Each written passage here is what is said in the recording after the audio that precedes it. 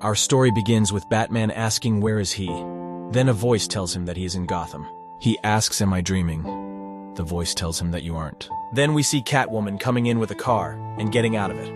A man offers to watch over her car for 50 cents, but she denies his offer and all the cats jump over her car. She enters a building, and a man tells her that they are inside. She asks him, didn't you die? He tells her I was at the start of it. I'm not going to miss the end. While she's entering, Batman says that that man is Joe Chill, and he's supposed to be dead. She enters a room that has a tomb inside of it, and Alfred tells her that you will be at the left hand of the room. Then we find that Batman is the one inside of the tomb. Batman says, but that's me. Then we see Two-Face pull up with his car and enters the building too. And many other characters like the Joker, the Riddler, and Gordon also came to the building. The room became full of people that Batman came across with his superhero life. Dick Grayson stands up and says, does anyone want to say anything before he gets departed? Batman gets surprised by Dick. Catwoman gets up and says she wants to tell what kind of a man he was and how he died. She starts talking about her first theft and how she met Batman. And that when she scratched his face, their love story started. She says Batman always tried to convince me to stop being a criminal and work for justice. Also sometimes. She tried to convince him to become normal and get married, but he denies. After a while, she takes his advice and starts fighting crime and beating villains. Batman tells her that she can't keep administering her own brand of justice. She tells him that I can't and you can. He tells her not like this is wrong. And they haven't spoken since. After a while, she opens a shop for cat and kittens and gets a normal life. And in it, she took care of kittens and cats. But one evening, outside of the shop, she sees Batman bleeding, asking her for help. Batman loses his conscience.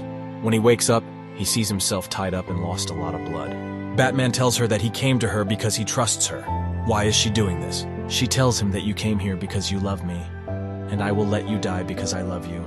Batman dies, and she closes his eyes. Back to the room, she says that's all. Batman says it's so familiar, but that death was Robin Hood's, not mine. But the voice tells him it's yours, or at least Batman's. And then Alfred starts talking about how Batman died. He says that back in the days he used to work as an actor. But one day, his father told him to come home because his mother is sick. He returned and began working for the Waynes. Then he said that Bruce becoming Batman and fighting crime made him happier and made him smile. But after a while, it made him fall into depression. So Alfred reunites with his old friend, and he talks to them about dressing up as villains to keep Batman distracted with fighting crime and forget about his depression. But Alfred says that it wasn't enough. So Alfred started dressing as the Joker and became the Joker to keep Batman distracted. He said once or twice of this a month was enough to make Bruce interested and distracted. But one night Bruce discovers the wig and the suit of the Joker. He asks Alfred about it. So Alfred tells him about the villains and about him. Later that night, the Riddler gets 5 kids hostages in the zoo. Batman goes there and tells the Riddler that he knows that he is an actor that Alfred told to become the Riddler. But Batman didn't know that this actor went crazy and believed he was the Riddler. While Batman was talking to him, the Riddler shoots him in the head, killing him. Then we get back to the room. Alfred says that they took the actor to the real madhouse, not Arkham, and he brought Bruce here. Batman says, do you know how much of that story is impossible? Alfred can't be the Joker. The Joker is sitting right there. Bruce asks, am I dead? The voice says not yet. Bruce asks, are you Death? The voice says that you are the world's greatest detective. Figure it out. More people get up and talk about how Batman died. And in every story, Batman looks different from before.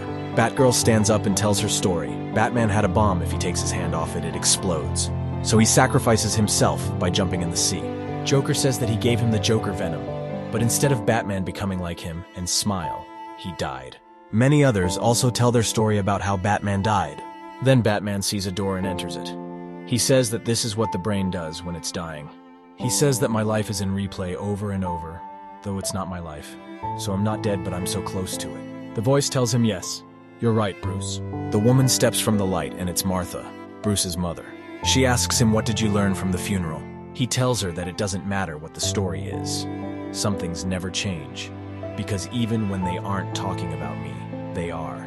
Because they are talking about Batman. He doesn't compromise, he keeps the city safe, and he doesn't ever give in. Sometimes he falls in battles, sometimes he dies hugely saving the city, or sometimes it's a small death like saving a child. Everything changes, nothing stays the same. Every friend betrays me. Every enemy becomes a lover or a friend. But the one thing that doesn't change is that I can't give up. His mother tells him that's right. Bruce, you fight until it's done, and then you die. You keep fighting to prevent it from happening again, because you can't bring us back. I still remember you, sitting in my lap when you were perfectly happy. Batman says that it starts in an alley with Joe Chill, the man that was on the counter in the first of the comic. Batman tells her that I don't believe in the afterlife. Where would I go? She tells him you get to be Batman, then everything begins to disappear, and his mother tells him to let go Bruce. Let go of everyone, the bat signal and the big stars in the sky. Then we see the bat signal transform into hands that hold a baby. Then we see a nurse saying to Bruce's mom that it's a boy. Martha says, "Hello, Bruce." The last part of the story meant that a new era of Batman will begin, and new stories will be told. Thanks for watching. See you next time.